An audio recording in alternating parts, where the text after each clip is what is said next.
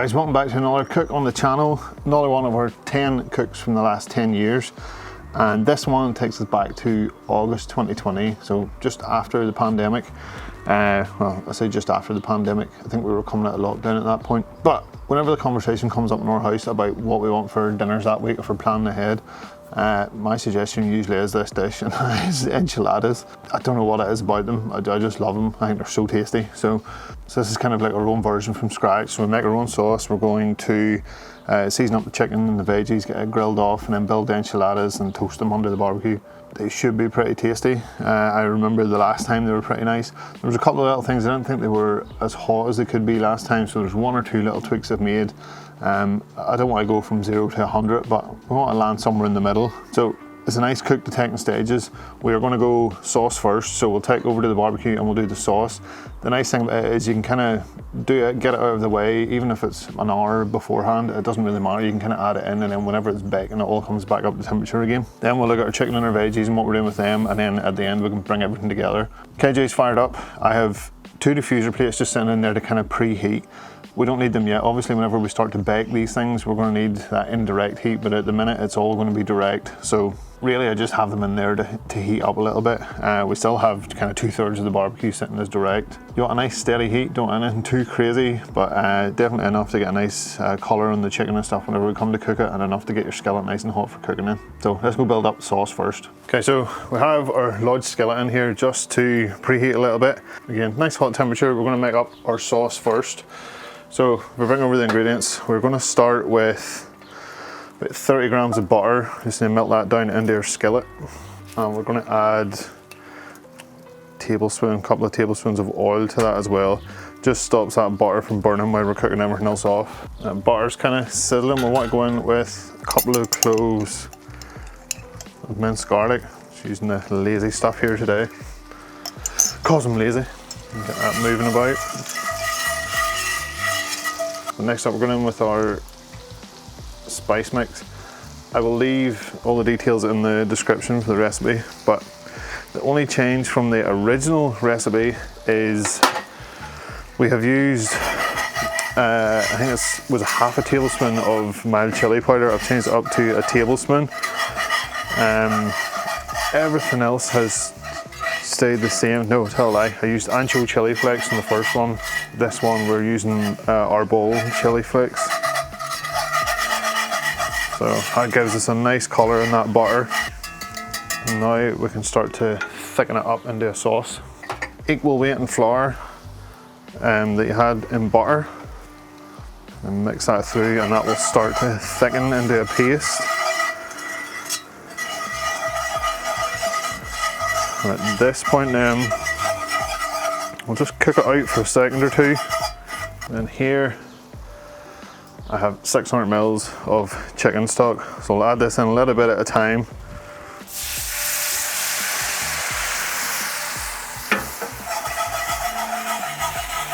And just keep giving it a mix. That flour will thicken it up. And go in with a little bit more. Just keep adding until all the chicken stock's in. At this point now, we'll take a lot of heat out of your skillet. Don't worry, it'll recover. There's good firing below it.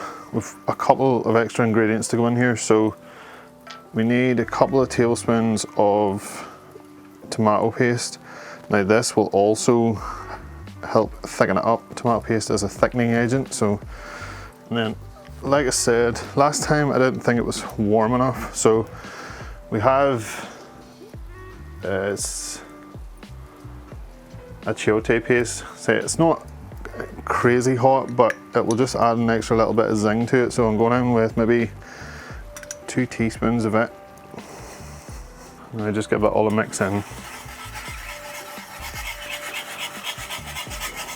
Okay, now I want that to come back to a rolling simmer. Thicken up ever so slightly, and that's us good to lift it off.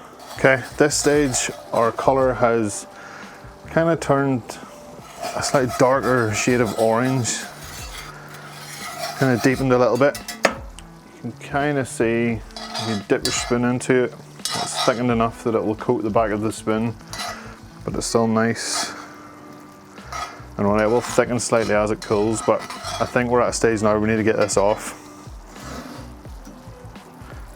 Okay, I've took the sauce out of the skillet. We can use the same one to cook our veggies and stuff down, and we'll just give it a quick wipe out. It doesn't have to be perfect. Full flavour that'll cook into them in the end. So we'll keep our skillet to hand. We'll deal with our veggies first. So on the original video, we skewered up the chicken and the veggies and done them in the big Russian skewers across the KJ. We'll do it different this time. I think it's handier if we do all the veggies and stuff in the skillet, and then we'll just season up the chicken, grill it directly over the coals, and then we can cut it all up afterwards to go in. I think it's a little bit more manageable, it's less faffing about at the end. I don't think we're going to sacrifice anything flavour wise. Speaking of flavours, we're going to go with the al pastor rub from Smoky Carter. With a little bit left, this should be enough to do it. We're going to use it on the veggies and the chicken. So, get away. Veggies wise, original recipe was 1 red, 1 green and half an onion. We're going to do a little bit more this time. I don't mind having some left over because you can kind of have them on the side. So we're going to add an extra pepper and we'll just do a whole onion. So you want to cut them down into kind of thin strips. You want to dice them. I think it'll become a little bit too faffy at the end. So just dice everything down, get it into your skillet. Everything nicely diced up. We will go in with a drizzle of oil, our al pastor rub.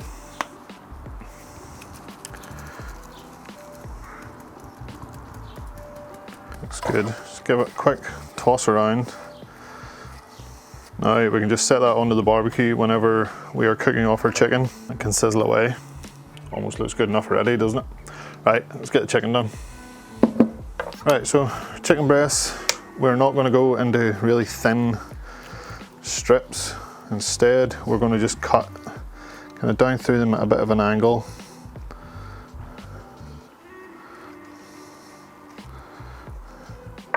Just to give us kind of larger, thinner bits. So they're all kind of the same thickness, and they're different size, that doesn't matter. It's all to do with the thickness of them. So you're just kind of thinning out that fire part.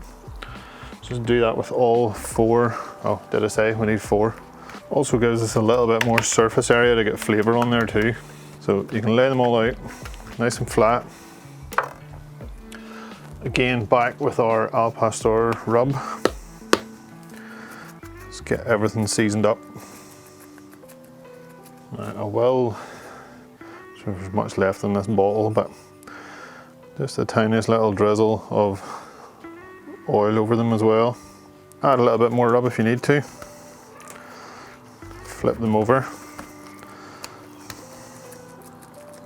Don't need to oil this side. There's plenty of oil on the board now that we can kind of toss it around in it just to get everything nicely coated. So we can just pop that back on our plate, get it over to the barbecue, and we're time to start cooking this off.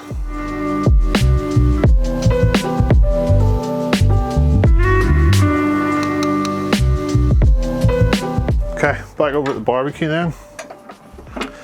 Side shelf back up. We'll get our skillet on. First off, kind of push it off to the side, give us a little bit of room here for chicken. That will heat up slowly. Probably take them a little bit longer than the chicken does, but it doesn't really matter. Bring our chicken over, place that on. Again, the temperature isn't screaming hot on the barbecue. Our chicken's quite thin, so we don't need it too hot. But we can move stuff about as we need to and kind of finish it off. We'll have this area of indirect over here, so as things kind of come up to temperature, we can shuffle them all about. So we can close the lid down now, let all of that come up to temperature, start to cook. We just need to mix our veggies a little bit. Then after we flip the chicken a couple of times, we need to obviously use our trusty thermopan just to check it's hit kind of 72 to 75°C. It's going back in to cook, so you don't want to take it on too far because you don't want to dry it out in that second process of baking. So have enough of this at the minute. We'll close the lid down, let it cook, give these a mix about, and then once everything's ready, we'll come off and build them up.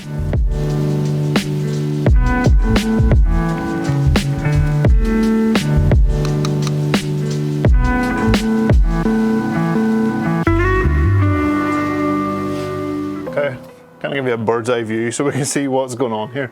We have everything ready. So our chicken was up to temperature, we lifted it off, just give our veggies a little bit of extra time to soften through. For our chicken then, what we need to do is just cut it into smaller pieces that can easily fit inside the wraps whenever we try and wrap them up. So just stick all that back onto the plate again. Keep it heaped up, try and keep it warm. You will need some form of oven-proof dish to build these up in. Before we start actually making up the wraps, I'm going to put a little drizzle of our sauce just in the bottom, just to kind of coat it. I've had a sneak taste of this sauce. It is pretty awesome. It's definitely a bit more of a kick of heat off it, so just smear that out across the bottom. Now we can kind of set that down to the front, and as we make up our wraps then we can put them into it. These are large, just flour tortillas. Put them down, go on with a spoonful of our sauce, a small handful of our veggies. And we're going to aim to make about 8 of these in total, and then more of our chicken. A little drizzle of sauce, and just fold them over, tuck them in, and roll it up. Transfer them over to our dish. And repeat the process until you have no chicken and no veggies left. Well, you might have a few extra veggies, but really we want 8 wraps across this, should be enough. Okay, just about enough space for the last one, but I'd say that's about the perfect fit. So let's talk about toppings. Okay, so with just our wraps in here, a little bit of that sauce in the bottom. I have a good amount of sauce left, so we're going to do the same over the top. So just a little drizzle, use the back of the spoon just to smooth it over. We don't want to flood them, we don't want them to be really soggy, but we just want a little bit of that sauce to bake onto the top. From here then, there's one last thing, and that is cheese. So we're going to use Manchego cheese, which is actually a sheep's milk cheese. It's Spanish, it's not Mexican, but it's a nice flavour. So we're just going to grate that over the top.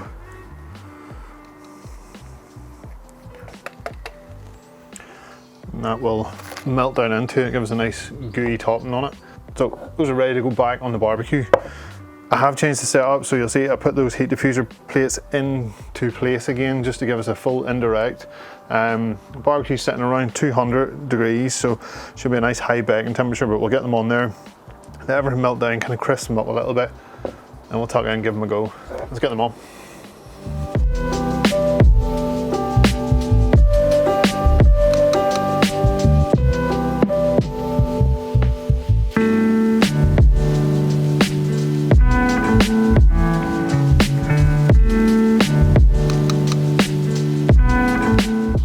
They smell pretty banging. Really nice colour on top of them. Much better than the last time, might I add. So last time we used, I think it was one of the Lodge skillets, and I had some fancy idea of doing them as like a pinwheel, so wrapping the wraps around. Absolute disaster, it didn't work. Use a rectangular dish, don't use a round one. I'm hoping we've got the heat right this time. We'll take this one out in the end, it's a little bit smaller. They kind of got fire at one end and then worked their way down to thinner. So portion out your chicken and your veggies first time, because you end up with going overboard at the start and then trying to space it out towards the end. But it'll be a good little sample one. So let me see if I can get it out without making too much of a mess. First one's always the hardest to get out. Yeah, haven't made too much of a mess. Right, the big question, how did it taste? They've definitely crisped up a lot better on the bottom than the last time. They haven't gone over, if you can see that on the video. They're just a kind of nice golden brown. That sauce is almost like caramelized in the bottom, but I'd say we caught it just about perfect. It's kind of soaked into the wrap and kind of gone that way. It hasn't like burnt to the bottom of the pan, which I'm super happy with. Right, here we go. There's chicken, peppers, everything we need in this little bite.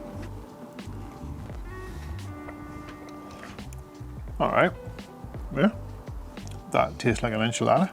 I think we've probably nailed that sauce perfectly. It's only now I'm feeling a little bit warm, starting to come into the back of my throat. So as I said, we didn't want to go from 0 to 100, and we haven't, which is brilliant. I'd have been super bummed if they were so hot you couldn't eat them. maybe a little bit more cheese. Can always put them over at the end now. Chicken's nice, peppers are nice and tender. Just the right amount of sauce too. Oh, yep, those are good. Didn't do an awful lot of difference. You can still kind of go off the last recipe. The only difference was, instead of half a teaspoon of mild chili powder, we used a teaspoon. And we changed the ancho chili flakes to our ball chili flakes.